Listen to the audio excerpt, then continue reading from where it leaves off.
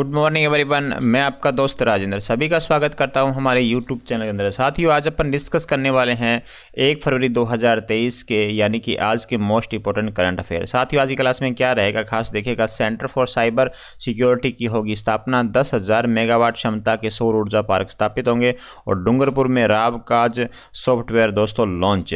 ये हो गया आपके लिए स्पेशल। और अंत में साथियों अपन 2022 के जो करंट अफेयर है उनका भी रिवीजन करते हैं। तो आज की क्लास आपके लिए स्पेशल होने वाली है, तो सभी साथियों को जोड़ लें और आप भी जुड़ जाइएगा साथियों। और क्लास जल्दी से ज़्यादा ये क्लास शेयर कर दीजिएगा अपने दोस्तों तक। तो शुरुआत करते हैं कल के करंट अफेयर से। देखिएगा कल हमने क्या क्या पढ़ा था। मुख्यमंत्री बाल गोपाल योजना का शुभारंभ 29 नवंबर 2022 से हुआ। 1 फरवरी 2023 को होने वाला राजस्थान इंटरनेशनल फिल्म फेस्टिवल में लाइफ टाइम अचीवमेंट अवार्ड प्रशिक्षित साहनी को दिया जाएगा। मुख्यमंत्री द्वारा 10वें अंचल स्तरीय जनजाति प्रतिभा सम्मान समारोह में श्री मानगढ़ धाम गौरव पुरस्कार से ताराचंद मीणा सम्मानित किया गया है। हाल ही में मुख्यमंत्री द्वारा दौसा जिले में नीलकंठ बायोडाइवर्स फॉरेस्ट और खान बाकरी इको पार्क के निर्माण हेतु वित्तीय स्वीकृति प्रदान करी गई है। आगे देखिएगा, केंद्र सरकार की ताज़ा रिपोर्ट के अनुसार राजस्थान में किसानों की औसत मासिक जो आय है 12,520 है। केंद्र सरकार के द्वारा प्रस्तावित 15 शहरों में डेमो हाइड्रोजन एनर्जी प्लांट में से राजस्थान में एक डेमो प्लांट IIT जोधपुर में लगेगा। 4 फरवरी 2023 को प्रधानमंत्री दिल्ली मुंबई ग्रीनफील्ड एक्सप्रेस के सोना से दौसा खंड का उद्घाटन करेंगे। साथियों, ये थे कल के जो करंट अफेयर थे, उनका जल्दी से हमने रिवीजन किया। तो आज की क्लास की शुरुआत करते हैं। उससे पहले सभी दोस्तों से गुजारिश रही कि जो भी साथी हमारे चैनल से जुड़ता है चैनल को सब्सक्राइब करना, वीडियो को लाइक करना और दोस्तों अपने साथियों तक शेयर कर दीजिएगा। राजस्थान में 10,000 मेगावाट क्षमता के सौर ऊर्जा पार्क स्थापित होंगे, जिसके लिए राजस्थान अक्षय ऊर्जा निगम और भारत सरकार की मिनी रतन ए श्रेणी कंपनी THDC लिमिटेड के बीच MOU हुआ है। THD एवं RREC की हिस्सेदारी कितनी प्रतिशत है ये बताना साथियों। देखिएगा जो THD है साथियों, THED और RREC साथियों, इसके बीच में MOU है। ये भारत सरकार का उपक्रम है और राज्य सरकार का उपक्रम साथियों। अब इसके बीच में MOU है जिसके अंदर हिस्सेदारी की बात करें तो 74% THD की हिस्सेदारी है और 26% किसकी हिस्सेदारी है, RREC की। ध्यान रखिएगा। अक्षय ऊर्जा की बात करूं आपके सामने, अक्षय ऊर्जा की अपन बात कर लेते हैं साथियों। अक्षय ऊर्जा के अंदर क्या शामिल होता है। अक्षय ऊर्जा की अपन बात करें साथियों आपके सामने, इसमें वे स्रोत शामिल होते हैं साथियों जो कभी क्षय नहीं होते, मतलब कमी नहीं होती साथियों। क्या होता है, इनका पुनर्भरण होता रहता है साथियों। क्या होता है, पुनर्भरण इनका होता रहता है साथियों।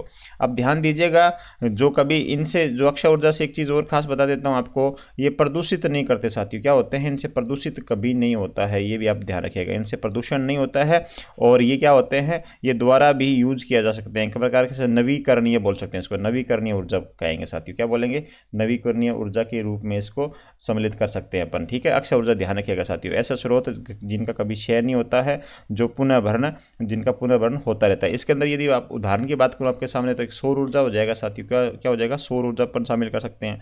पवन ऊर्जा भी इसमें शामिल हो जाता होगा, है ना। और ज्वार भाटा है, जल विद्युत है, तो ये सारे इसमें शामिल हो जाते हैं अक्षय ऊर्जा के अंदर साथियों। अब क्या हुआ है, THD और REC के बीच में क्या हुआ, एक समझौता हुआ है दोस्तों, MOU हुआ है। ध्यान रखिएगा, MOU है, एक समझौता हुआ है जिसके अंदर 74% हिस्सेदारी किसकी है, THD की, और 26% किसकी है, RREC की है। जो THD की यदि मैनेजर की बात करूँ साथियों, मैनेजर कौन है तो ये ध्यान रखिएगा। मैनेजर साथियों, हाँ जी, श्री SS है साथियों। कौन है, श्री SS है इसके मैनेजर। और RSC के जो निदेशक है साथियों वो कौन है, DK शर्मा है। कौन है, DK शर्मा है साथियों। ध्यान रखिएगा, DK शर्मा है इसके निदेशक। ये भी आपके लिए इंपॉर्टेंट बन जाता है। तो इसका राइट आंसर होगा साथियों 24 और 26 होगा इसका, ध्यान रखिएगा। आगे बढ़ रहे हैं, नेक्स्ट क्वेश्चन देखिएगा। कौन से राज्य में साइबर सुरक्षा को मजबूत करने के लिए centre for cyber security counter terrorism and anti emergency स्थापित की जाएगी, जिसके लिए मुख्यमंत्री ने 18.4 करोड़ रुपए के प्रस्ताव को स्वीकृति दी है। तो आपका राइट आंसर होगा साथियों राजस्थान।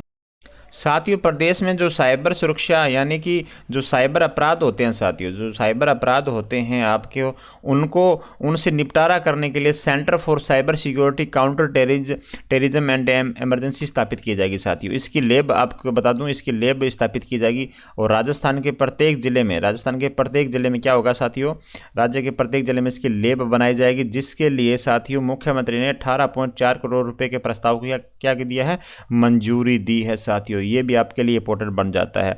अब मैं बात करूं आपके सामने, इससे पहले भी राजस्थान में साइबर थानों की स्थापना हो चुकी है साथियों, साइबर थानों की स्थापना हो चुकी है। बजट के अंदर साथियों 32 थाने बनाने की घोषणा करी थी, 32 थाने, जिसमें से 18 थाने फिलहाल वर्तमान में कार्यरत हैं। ध्यान रखिएगा साथियों, 18 थाने हैं। इसके अंदर जो प्रशिक्षित जो सिपाही हैं या प्रशिक्षित जो अधिकारी हैं वो इनमें फिलहाल वर्तमान में कार्य कर रहे हैं साथियों, ये भी आप ध्यान रखिएगा। अब फिलहाल क्या बनेगा, centre for cyber security counter terrorism anti emergency की स्थापना की जाएगी, प्रत्येक जिले में बनेगा साथियों, उसकी लैब बनेगी, ठीक है ना। जो प्रशिक्षित होंगे साथियों उनको यहाँ पे स्थापित उनको यहाँ पे पदस्थापित किया जाएगा। तो ये राजस्थान होगा देशियों, इसका जो राइट आंसर होगा। आगे देखिएगा, अपन बात कर रहे हैं राज्य सरकार ने राज्य के अधिकारियों और कर्मचारियों का अवकाश के लिए ऑनलाइन आवेदन करने के लिए कौन सा सॉफ्टवेयर लॉन्च किया है साथियों। क्वेश्चन बनता है इंपॉर्टेंट एग्जाम की दृष्टि से, तो साथियों ये है रामकाज। कौन सा है, रामकाज है आपका, ध्यान रखिएगा। इस सॉफ्टवेयर की मैं आपके सामने बात करूं तो इसका जो शुभारंभ हुआ साथियों वो हुआ है डूंगरपुर जिले से। कहां से हुआ है, डूंगरपुर जिले से हुआ है। डूंगरपुर के जिला कलेक्टर हैं साथियों लक्ष्मी नारायण, कौन है, लक्ष्मी नारायण मंत्री साथियों, ध्यान रखिएगा, लक्ष्मी नारायण मंत्री। इन्होंने साथियों इस पोर्टल को लॉन्च किया है, ध्यान रखिएगा, इस हाँ जी इस सॉफ्टवेयर को लॉन्च किया है। अब यदि किसी कर्मचारी को साथियों, यदि कर्मचारी हो या कोई अधिकारी हो जिनको भी अवकाश चाहिए तो इस पे पहले अप्लाई करेगा साथियों, क्या करेगा, इस पे अप्लाई करेगा, फिर उसका अवकाश स्वीकृत किया जाएगा साथियों। इससे पहले क्या होता था, जैसे प्रार्थना पत्र या लिखित के अंदर जैसे भी इनको सूचना मोबाइल से सूचना दे देते थे अधिकारी को भी, आज मैं नहीं आऊँगा, मेरा अवकाश है साथियों।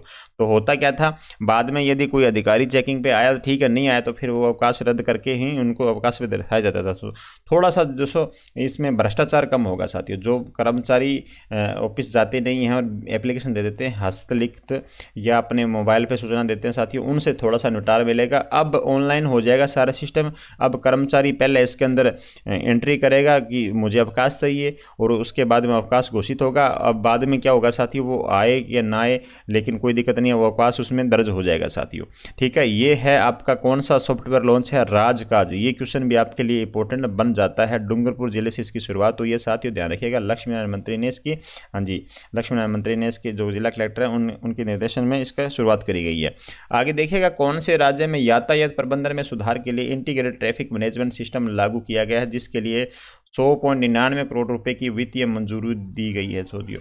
ये होगा आपका प्रदेश राजस्थान दोस्तों, कौन होगा, राजस्थान होगा, ध्यान रखिएगा। साथियों देखिएगा, इंटर ट्रैफिक मैनेजमेंट सिस्टम है, इससे क्या होगा, इससे जो साथियों अभी जो ओवरलोडेड गाड़ियां हैं, ओवरलोडेड गाड़ियां हैं, ध्यान रखिएगा, ओवरलोडेड हैं या ओवर स्पीड हैं साथियों, ओवर स्पीड है, उन पे अंकुश लगाया जाएगा। सिर्फ ध्यान रखिएगा इंटर ट्रैफिक मैनेजमेंट सिस्टम से ध्यान रखें। अब ये सिस्टम साथियों बता दूं ये काम कैसे करेगा, ये देखेगा, ये किसको मॉनिटरिंग करेगा साथियों, जो ट्रैफिक सिग्नल होते हैं, ट्रैफिक मॉनिटरिंग साथियों करेगा एंड वायलेशन साथियों, वायलेशन जो इस ट्रैफिक रूल तोड़ता है उनसे संबंधित है ये। अब ये क्या करेगा, इससे जो भी आपके जैसे सीसीटीवी है वगैरह उनको ये कंट्रोल करेगा। और आपके बता दूं इसके क्या होगा, ई चलान की भी इसमें व्यवस्था होगी साथियों, ई चलान की भी इसके अंदर व्यवस्था होगी, ध्यान रखिएगा। ये भी क्वेश्चन आपके लिए इंपॉर्टेंट बनता है। तो इंटीग्रेटेड ट्रैफिक मैनेजमेंट सिस्टम लागू किया गया है जिसमें 100.99 करोड़ रुपए की इसमें वित्तीय मंजूरी प्रदान करी गई है, वो प्रदेश है राजस्थान साथियों। इंपॉर्टेंट क्वेश्चन बन जाता है। आगे देखिए, गौशाला में बड़े गौवंश तथा छोटे गौवंश के लिए सहायता राशि की दर को कितना बढ़ाकर कर दिया गया है, ध्यान दीजिएगा साथियों। पहले की अपन बात कर लेते हैं, और जो गौवंश है उनके रख रखाव के लिए साथियों अपन बात करें, इसके लिए पहले 180 दिन अनुदान दिया जाता था साथियों। कितना दिन दिया जाता था, 180 दिन अनुदान दिया जाता था गवर्नमेंट के द्वारा, ठीक है ना। 90 दिन के अंतराल के अंदर इसको अनुदान दिया जाता था साथियों, ये भी आप ध्यान रखिएगा, ठीक है ना। उसके बाद में क्या किया गवर्नमेंट ने ना, बजट गवर्नमेंट ने इसको थोड़ा तब्दील किया साथियों, तब्दीली कर दी इसके अंदर। अब क्या किया, बदलाव किया। अब जो अनुदान है वो 270 दिन कर दिया गया साथियों। कितने दिन कर दिया गया, 270 दिन कर दिया गया, यानी कि 9 महीने अब अनुदान दिया जाएगा, ध्यान रखिएगा, ठीक है ना। अब इसके अंदर अनुदान की बात करूं, जो बड़े गौवंश है ना साथियों, जो बड़े गौवंश है उनके लिए 40 रुपये और छोटे जो गौवंश है उनके लिए 20 रुपये अनुदान राशि दी जाएगी। कितने रुपये दी जाएगी, 20 रुपये अनुदान राशि दी जाएगी। ये क्वेश्चन भी आपके लिए इंपॉर्टेंट बनता है साथियों। तो इसका आंसर जो होगा साथियों कौन सा होगा, हाँ जी बड़े गौवंश से छोटे गौवंश से पूछा गया तो 40:20 हो जाएगा साथियों। आपका 1 नंबर आंसर यहाँ पे सही हो जाता है।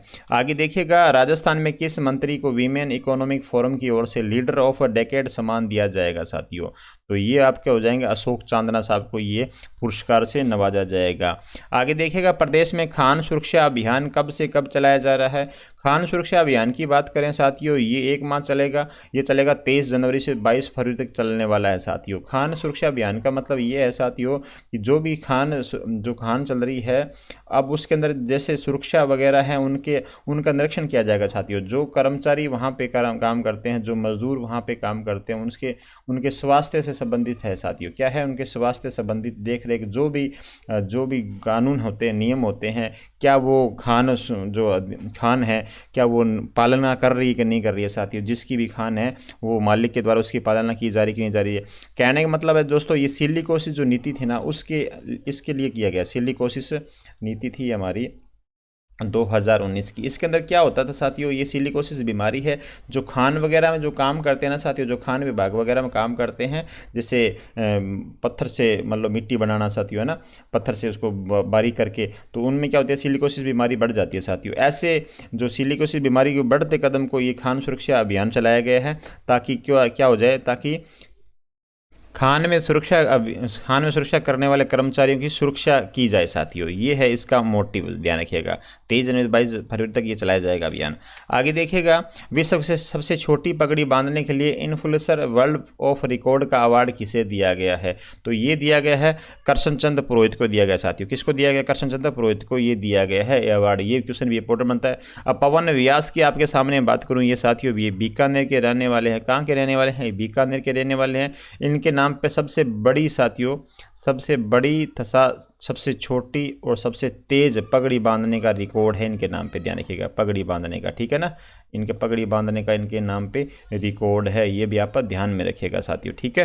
तो ये पवन व्यास को भी आप ध्यान रखिएगा, करशन पुरोहित को भी आप ध्यान में रखिएगा साथियों।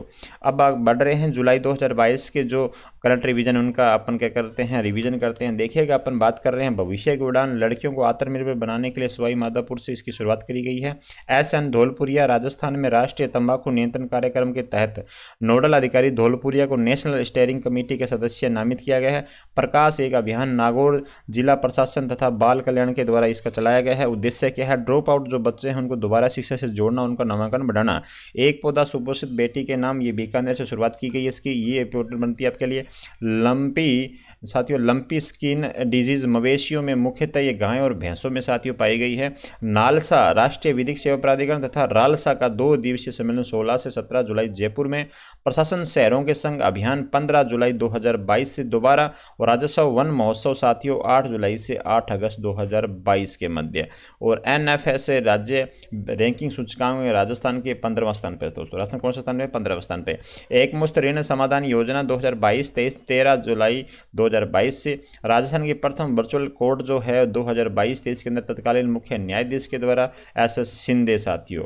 36वीं अखिल भारतीय भारोत्तोलन व पावर लिफ्टिंग प्रतियोगिता जयपुर में साथियों। ये थे हमारे जुलाई महीने के जो करंट अफेयर थे, उनका हमने रिवीजन कर लिया साथियों। अंत में हम 2022 का रिवीजन करते हैं। आपको क्लास कैसी लगी मुझे बताइए कमेंट के माध्यम से। यदि अच्छी लगे तो अपने दोस्तों तक शेयर कर दीजिएगा और चैनल को सब्सक्राइब तथा वीडियो को लाइक करना बिल्कुल मत भूलिएगा। थैंक यू सो मच साथियों।